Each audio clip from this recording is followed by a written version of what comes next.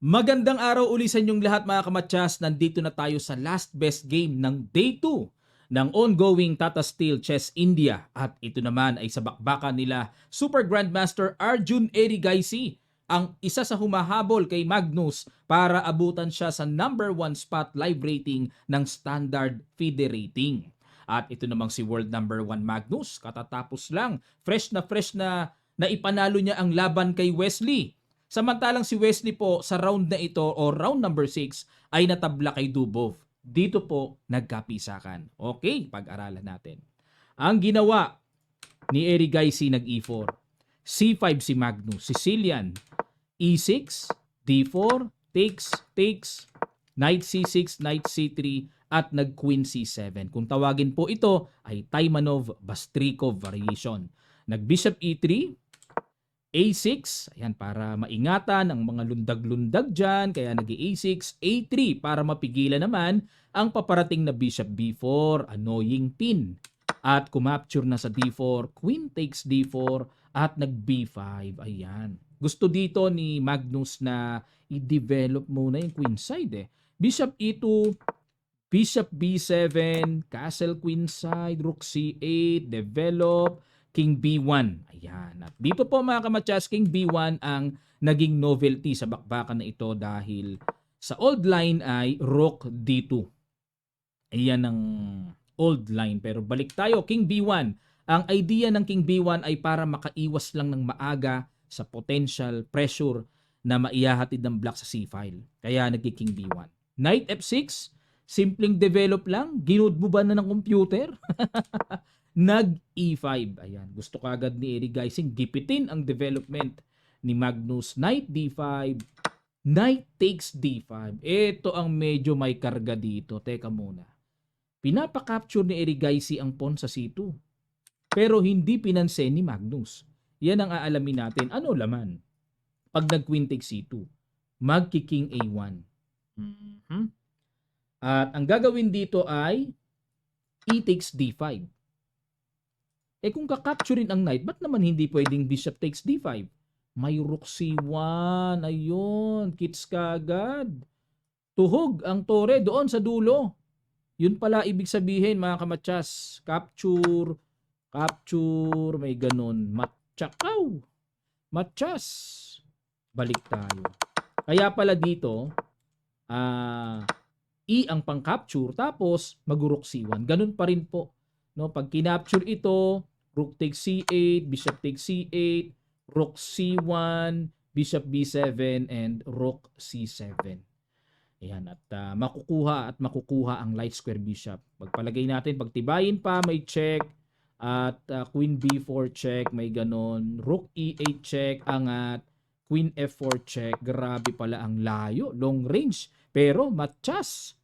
Grabe ang laman, ano? O, balik tayo. Kaya pala kinapture lang ni Magnus, di niya pinansin ang C2 at nag-bishop D3. Ayan, time na para suportahan. At kumagat pa ng isang pawn sa G2. Ayun, no? Rook G1, bishop D5. Hindi natakot si Magnus, ha? Usually kasi pagka kinakapture yung mga ganyan, nagiging pintuan ng atake sa king side. Medyo nakakailang eh. 'Di ba? Lalo na bukas yan. Nag-H4. Ayan, preparasyon ni Erigaisi na baka mamaya mag-G6, H5 niya. So dito, oo nga, napingasan ng pawn, pero ang gustong kontrolin ni Erigaisi ay papaano nyo mapapanatiling delay ang developments ng king side. G6 na nga, nag-Queen F4. Teka muna, Queen F4. Pero parang ano pa rin ha. May agam-agam eh, no? Queen F4. Gusto niya mag-Bishop D4. And then, dinidelay niya yung H5 muna para hindi masyadong halata. Bishop E7, H5, ayan na. Pinitawan na. And nag-Rook F8. Dito po mga kamatyas ha, hindi ko mo libre yan eh, kain na lang ng kain. Papasok yan. Magkakaroon yan ng mga hindi inaasahang komplikasyon sa darating na mga position pa. May komplikasyon yan. Okay, nakapasok ang tore. Kaya hindi kinakapture yan. Nag-Rook F8, at nag-Bishop D4. Ayan, para protected ang E5. Nag-Queen B7. Okay. Hindi na nag-castling si Magnus, ano? Itong Queen B7 niya, ang basa ko dito, mukhang magbi-B4, B3 eh. Rook G3, B4, A takes B4, Queen takes B4, at nag-Bishop takes A6. Rook B8, Bishop E2. Parang nakakatakot yan, parang may matchas wala naman. Rook A8. Nako, may pasok, may mga sundot-sundot ng check. Nag-B3 na si Erigaisi para mamaya, pagkaalis ng Queen, pwesto yung Bishop. At sa madaling sabi, itong Bishop po ay may mainam na control sa A1. Yan ang naman ang delikado dyan lalo na pag kami ganyan. Queen A5 at nag-Bishop B2. Sa takot po ni Erigaisi, bumaba na talaga siya pero medyo wrong timing pa. King C1 daw ang mas mainam. Yun nga lang, pagka King C1, para namang nakakailang yung check naman na mangyayari. Tapos magki-King B1 lang pala. Grabe talaga po position si Magnus, ano?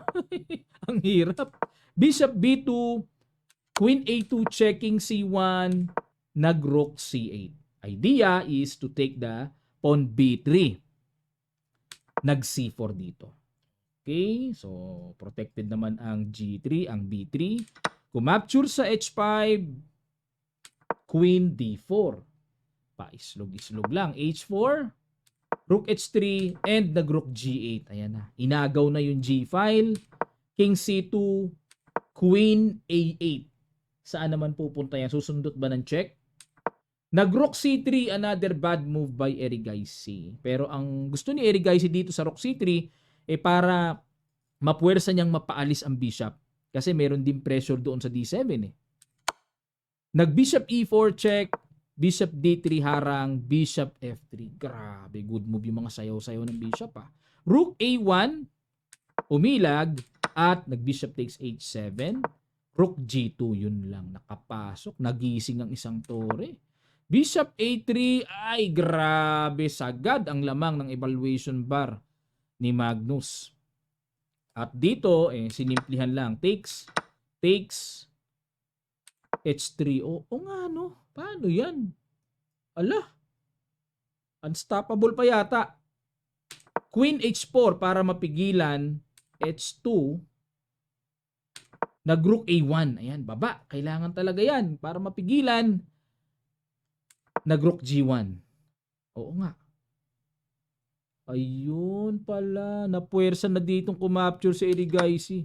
Walang magawa si Erigaisi. Ang layo ng birada.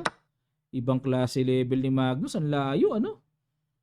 Lamang na isang tore bigla, Bishop G6. Ayan, pag-asa na lang po ni Erigaisi. Makagulo-gulo. Maka-perpetual check.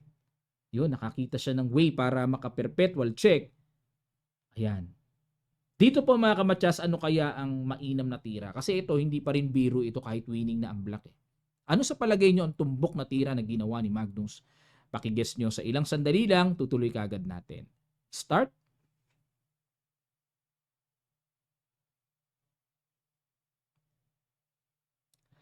Maraming salamat po mga kamatyas. King D8. Takbo na kagad early. Kasi pag kinapture yan, pakita ko lang din may Queen H8 check, King F7, Queen H7 check. Wala Tahi, may tahi Nakatahi yan. Klarong-klaro yan. Pabalik-balik. Kaya, King D8 at dito po, isang tira lang, napasuko na si Erigaisi. Grabe talaga po position si Magnus, no? Naobserbahan nyo kung paano siya ka-intact humawak ng posisyon, kung paano siya makapag-create yung mga resources niya, how to pressure the position. Grabe talaga. Ang lalayo pa ng mga maneuver. So nakikita niya yung mga gulo-gulo na pressure. Ito po ang standing nila after day 2. Tingnan natin. Pinangungunahan ni Magnus sa score na 5 points. 4.5 si Abdusattorov. Wesley So, not bad In third place, 3.5 points. Dubov and Pragnananda, 3 points. Narayanan, Kamer, 2.5 points. Erigaisi, Nihal Sarin, hanggang kay Vidit ay 2 points. At ang maghaharap sa round number 7, sa last 3 games po ng kanilang bakbakan sa Rapid, Magnus versus Kamer, Dubov versus Erigaisi, Abdusattorov versus Wesley So. Ayan, magandang laban. Pragnananda, Narayanan, Nihal Sarin versus Vidit. Yan po ang aabangan natin sa mga bakbakang mangyayari mamaya. Wesley So versus Nodirbek Abdusatorov. Okay po, maraming salamat mga kamatya sa inyong matiyagang panonood at sa palagiang pagsuporta. At mamaya po sa last day ng kanilang Rapid ay panoorin natin. Sana po makasuporta kayo sa ating live streaming simultaneously sa YouTube at sa ating Facebook page Kamatyas. Maraming salamat. Kung kayo may mga katanungan, suggestions, and any comments regarding sa ating napag-aralan, lapag nyo lang po sa comment section below. At kung meron kayong gustong pa-analyze, etc., comment section na lang po tayo. Maraming salamat. Magkita-kita pa tayo sa mga susunod pang chess updates.